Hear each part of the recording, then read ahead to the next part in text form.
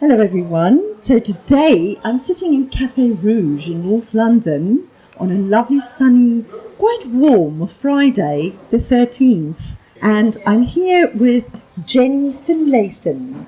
And she is all the way in London from Australia. She came for the London Book Fair, which was cancelled because of the virus. So Jenny lives in Australia and she writes from a little office that's nestled in the back of her garden.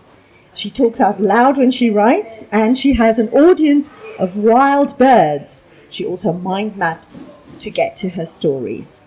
She writes contemporary romance with a bit of steam, and she published her first 3 books in 2019, and she does both Amazon and Facebook ads. On another note, she used to do belly dancing. Do you still do belly dancing now? Not at the moment, no. Writing and kids has kind of taken time away from belly dancing, but it's on the to-do list to resume. So the belly dancing included Egyptian, Turkish, and then fusion dancing. And she lives next to the beach, guys, with her partner and 3 kids. Oh, my Lord. Welcome, Jenny. It's lovely to meet you. Thank you very much. It's lovely to meet you too. Okay, so as I said, we are here in Cafe Rouge. So I apologize to people for the external noises that they can hear. This is not recorded in a studio. But actually, I quite like doing these like this sometimes because it gives a lovely ambiance.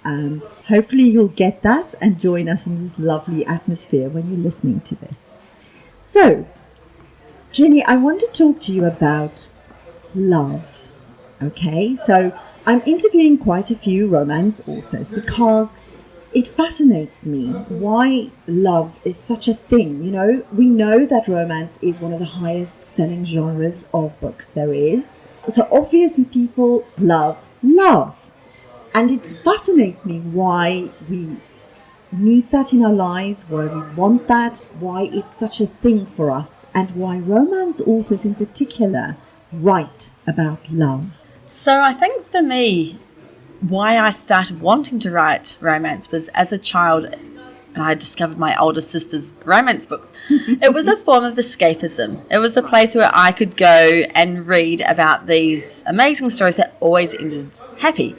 As I kind of trundled through adulthood, I actually realised I kept going back to love stories, and I started writing them first in my head and then on pen and paper. And there's 2 areas that kind of fascinated me with writing love stories. And I realised that one was we live in a world of turmoil. We live in a place where the hype on television is constantly bringing anxiety. And I think being able to return to a love story which you know has a happily ever after at the end. And you can go through trials and tribulations and lose yourself in that, but still have hope. Because at the end, it's all okay. You know, it's going to come out okay. Right. And I think we need that. I think we're so saturated in our world of so many negative things that we want to read something that not only entertains us, but gives us hope and inspiration that there is good in the world. And another area that I'm really quite fascinated about is how we seek our sense of self, how we perceive ourselves. Yes. And for me,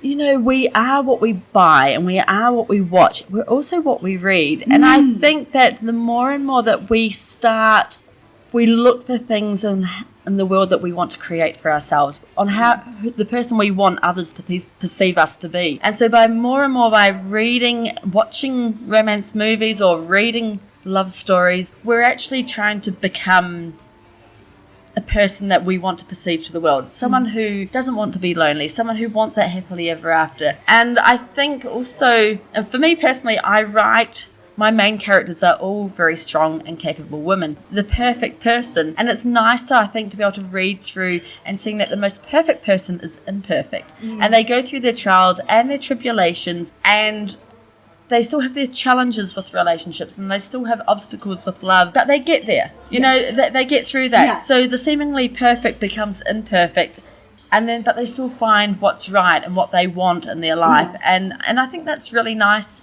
for us to kind of relate to, because in our own lives there's so much imperfection and we're constantly judging ourselves on what everyone else is doing and seemingly their perfect lives, that I think it's nice to take that step back and go, okay, well, the seemingly perfect person, the seemingly perfect character who has a great job, who has great apartments, who has whatever they want, they're seemingly actually apparently not that perfect. They're actually quite imperfect. Right. And then the more you get to know the characters, I think we can relate on the imperfections of other people.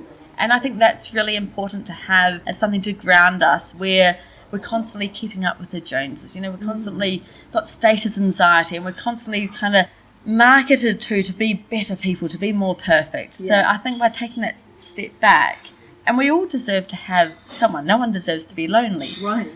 So I think also by kind of combining that, I that's what I want to give my readers, is that seeing the perfect is never perfect. There's actually imperfections everywhere. Of course. And that's what we should hopefully can relate to and feel better about our own lives. Right. So. Oh, that's a brilliant answer. Thank you so much for that. Yes. My question is, your romance books, you mentioned that they have a bit of steam in them. So how important do you feel that part, the sexual part, is to love?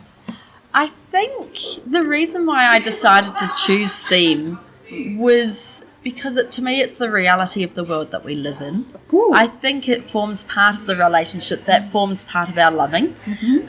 And it's just the world that I guess related to most, where growing up as in your 20s, you do have multiple relationships, and we don't come out of high school and marry for life. Typically, some people do, and that's great. But most people, we're finding ourselves through our relationships, and sex is a part of that. It's just a reality. It's modern life. And so I didn't want to hide away from that, because it was almost like it would be not true to the world that we live in, not true to the women of today's world, who are my characters as well. So for me, it just seemed to be more true to my readers as well, as to the kind of world that we live in. So that's, I think it plays a big part in love, because we find ourselves, the connections we make with people are emotional, they're spiritual, but they're physical as well. Of course. And so I think by including steam, it just adds to that dimension of actually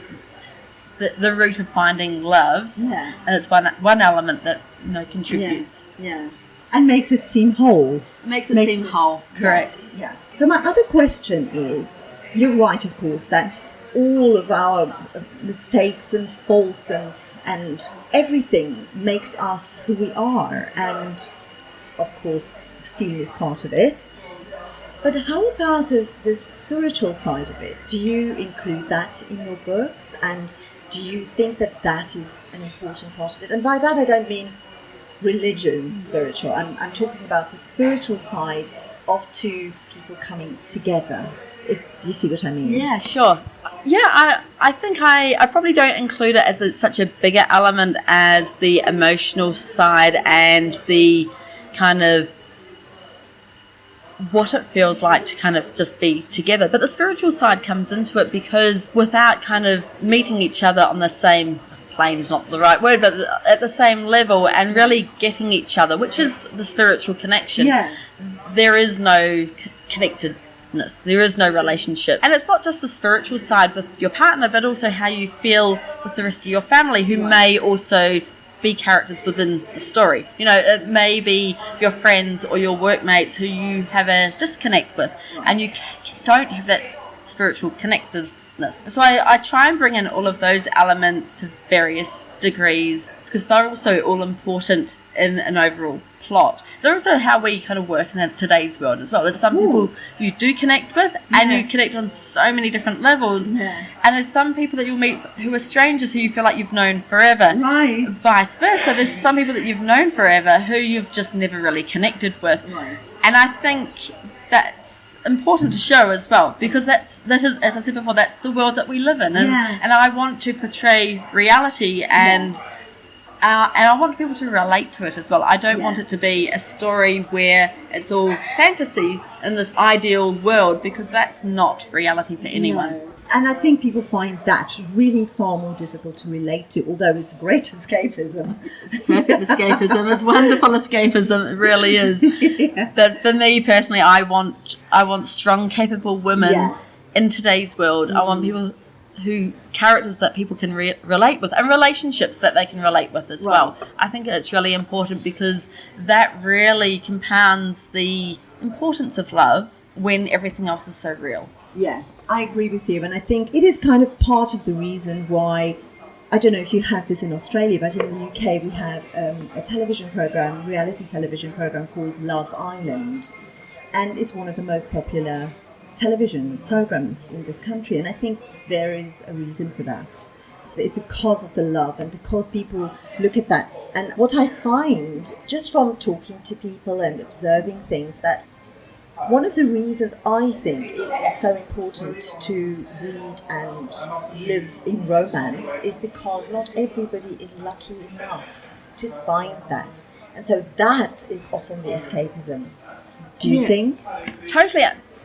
And I think it's also how we build ourselves as well, as we're looking for markers to show us kind of how to find it. Mm-hmm. So it may be in the television that we watch with virtual TV, it may be in romance movies, it may be in the books we read, maybe in the things that we buy. You know, we're really well marketed to. And I think we're constantly building ourselves in a way and looking for the markers to be successful, to have love, to have that partner, the ideal family, you know, all these things that we aspire to have.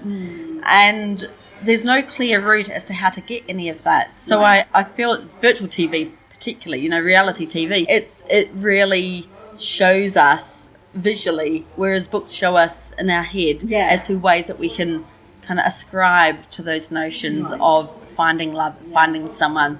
And I agree with you. I think not everyone has found love, or they're not quite sure how to find love.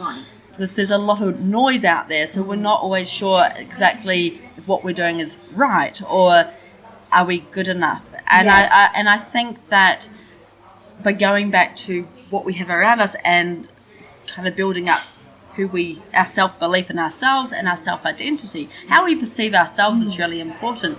So I think we're constantly looking around at us externally to work out how we actually perceive ourselves, you know, to others, but also how do we perceive others, and how do they perceive us? So it's an interesting quandrum, I think, that we have at the moment, where there's all this information, there's all this stuff around us, but we kind of don't really know how to go about it. So it is escapism, but it's also, I think, validating what we're doing or what we could be doing. Yes, that's a very valid point. I read an article ages ago about the science behind love.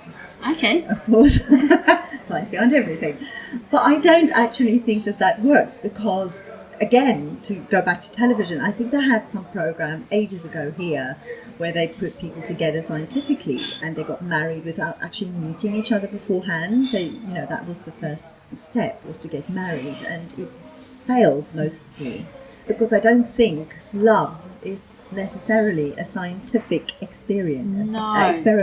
There's a well-known philosopher, Alain de Botton, and he talks about how there's no rule book for marriage or for relationships, and I really think that is kind of the crux of it. There is no right or wrong, but we're constantly trying to validate how we feel and how we're placed compared to everyone else. So I think my view is a scientific experiment is really a social experiment, and there's so many variables that can go into that which can't be scientifically derived. You know, how someone feels about someone else, how the touch of someone on your arm, or the way that they talk, or the way they smell, or you know, the way that you can talk about different subjects, or you can't talk about different subjects. It all adds into how we feel about people, and I think that's something that we have to find ourselves. It has to be our own route to find that. Which is going back to like your reality TV and the books. They help us kind of work out what it is we do like and what we kind of don't like, and what we hold judgments on, which we may not have realised previously. So books and reality TV are both definitely escapism in a way, but I think it's also a way that we kind of look at it inwardly at ourselves as to, kind of who am I, and would I like him, or would I do the same as her? Would I react in the same way? And we can start having those, I guess, monologues with ourselves and kind of work our way through on our own adventure on finding relationships and people. And I know it's an ever fascinating subject. It's a really fascinating subject. It really is. And there's just so much more to it. You know, our sense of self, our need for entertainment, our need for escapism. Yeah. We all have really busy lives, and sometimes at the end of a hard day's work, you just need to close off, just shut off. You know, you just need to relax your brain, and going into someone else's story allows you to do that as well. There's something quite special, whether it's an audio book or whether it's on telly or whether it's a physical book in your hand. You know, there's something quite spectacular to be able to just switch off around you and then use that to kind of draw some of your own thoughts and feelings and follow someone else's story just for a short period at a time, coming out of that with a happiness at the end. But it also helps us kind of find our own route in life as well. I agree with you. So I'm going to ask you to tell us a little bit about your books.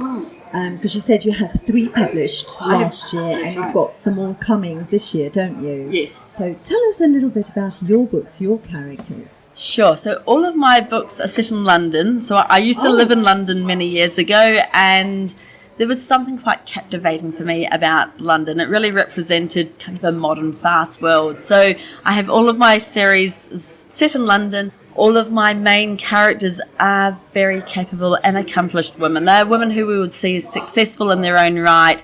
They're also quirky and really modern. So they all have hobbies or interests that are not typical. So one skateboards to work, another one does parkour gymnastics, so free-falling gymnastics. So they all have a hobby that makes them a little bit different, but they're all highly successful and university educated, and they seemingly have this perfect urban life. Right. And then they meet someone and they start doubting themselves. Are they good enough? Or they want to pursue the ideal relationship, but something's pulling them back. And sometimes it's unresolved family issues. Yeah. Sometimes it's actually realizing that their seemingly perfect world is built up as a facade as to how they want others to perceive them, and actually they have to work out who they are first. Yes. So they all have to go through their own cycle of finding themselves, finding what's important to them. In one book, they actually realized that they didn't want to be used and abused by a previous boyfriend. Right. And you know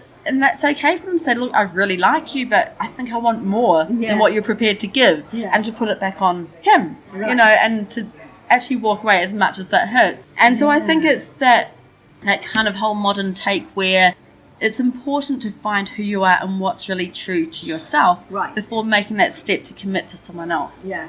And so I guess all of my books have that kind of edge to them. That's great. Are they in a series? They are. Yeah. A single series at the moment. So, as you said, 3 have been published. 3 are waiting to be published very shortly. And they follow the same group of friends, a wider group of friends. And as I said, they're all set in London, and they're all modern, and, you know, and they're all quite fantastic women that if you kind of had a snapshot view, you're like, wow, they're amazing. But realizing that the perfect's not always the perfect. You know, there's imperfections everywhere. And sometimes what goes on behind closed doors is a bit more nitty-gritty than what you'd expect. I love that. I'm going to have to go and seek them out.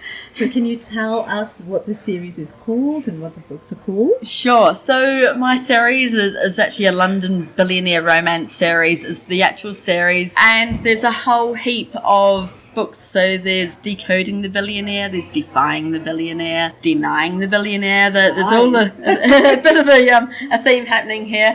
And they all women who meet men who are esteemed and successful and maybe a little bit cold or a little bit privileged or entitled. And so while they're going through their own sense of self-identity, he's also kind of realizing that, well, hang on a sec, if I want to pursue her, she's actually finding herself, I need to meet her at the same place. So both of them actually go through their trials and tribulations. So, yeah.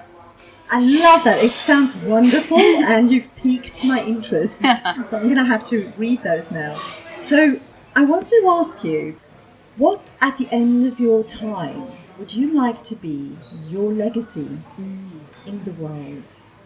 Yeah, interesting. I think I would like my legacy to be that I have books that represented who we are now.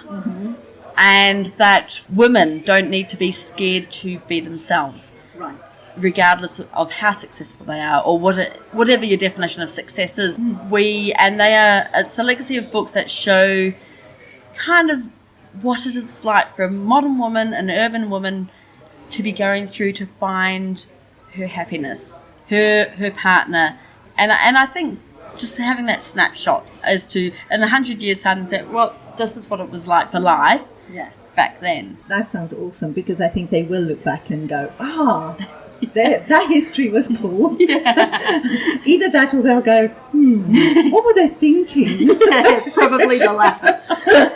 So where can people find you? I'm in Amazon. So all my books are in Amazon. My pen name is Meg MacRose, and all of my books are in Kindle Unlimited. So for those who subscribe to Kindle Unlimited, they're all there. And for the moment, I'm only in written form, but I'm hoping in the next 12 months to also pursue audio form. And I'm in discussions at the moment to put them in manga form with a Japanese company. Oh, how wonderful. Yes. That's exciting. That's really exciting. Yes. So, watch the space. Congratulations. Thank you. That sounds amazing. Yeah, yes, thank you. You must come back and tell us. Yes, absolutely. And where on social media can people find you? Sure. So on social media, at the moment, I'm only on Facebook. There is plans to extend that into Instagram and Twitter, but for the moment, my capacity for writing and marketing and parenting and everything else has kept me just focusing on what I can cope with. Wise, very wise. So yes, Facebook. So on Facebook, my author page is Meg MacRose, and I'm there. Brilliant. Well, thank you so much. That's fantastic, and I love talking to you. I love the fact that you flew all the way from Australia just to come talk to me. Absolutely, and I'll do it again. So we'll speak soon, because I'd love to hear more about what happens with your books. Thank you so much, Jenny. Thank you very much. It's lovely talking.